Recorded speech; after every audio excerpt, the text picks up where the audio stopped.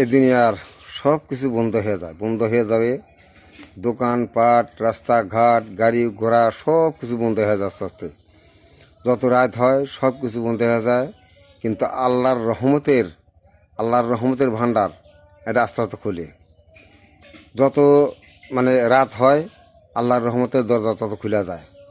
আর দুনিয়ার সমস্ত দরজা, সব কিছু দরজা আস্তে আস্তে বন্ধ হয়ে যায়, আল্লাহর রহমতের দরজা আস্তে আস্তে খুলতে থাকে।